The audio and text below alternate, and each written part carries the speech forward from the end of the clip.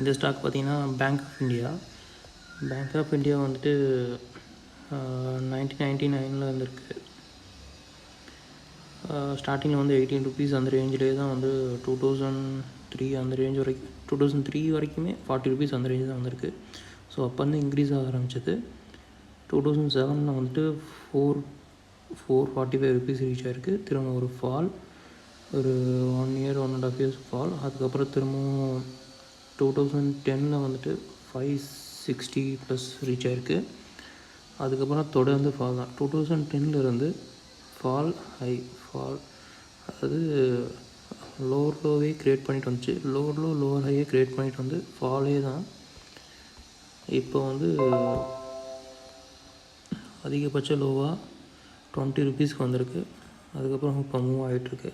டே chart வைக்கிறேன்.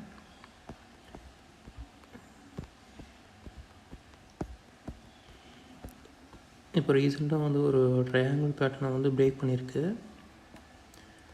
So இது break பண்ணிடுச்சு. பட் அடுத்த ஒரு ட்ரையாங்கிள் பேட்டர்ன் ஃபார்ம் இருக்குது.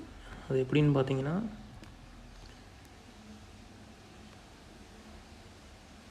ஸோ கிளியராக இருக்கும்னு நினைக்கிறேன். இது ஒரு ட்ரையாங்கிள் பேட்டர்ன் ஃபார்ம் ஆகிருக்கு. இப்போ மேலே ஒரு 3 ரிஜெக்ஷன் பக்கம் வந்திருக்கு, கீழே ஒரு 2 ரிஜெக்ஷன் வந்திருக்கு. ஸோ ஃபர்தராக இன்னும் குறைச்சி பார்ப்போம். ஒரு 2 hours கேண்டில் வச்சு பார்ப்போம். உங்களுக்கு தெரியும், ஒரு நல்ல வைட் ரேஞ்ச் கேண்டில்ஸ் அதாவது பேட்டர்ன் ஃபார்ம் ஆகிருக்கு. ஸோ இது வந்து ஒரு 50-60% நம்பலாம் வந்து பிரேக் பண்ணோம் அப்படின்ட்டு.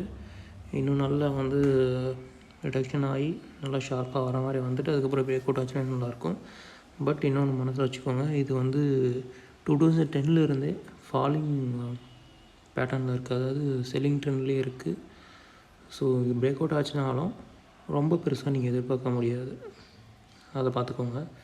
இதில் நீங்களே ஒரு சப்போர்ட் லைனும் ரெசிஸ்டன்ட் லைனும் ட்ரா பண்ணிக்கோங்க எங்கே இருக்குன்னு. அதுக்கு தகுந்த மாதிரி நீங்கள் ட்ரேட் பண்ணிக்கோங்க. ஏன்னா இது வந்து 100 rupees கீழே இருக்குது. அதனால் நீங்கள் எக்ஸ்பெக்ட் பண்ணுறது கம்மியாக தான் எக்ஸ்பெக்ட் பண்ணணும்.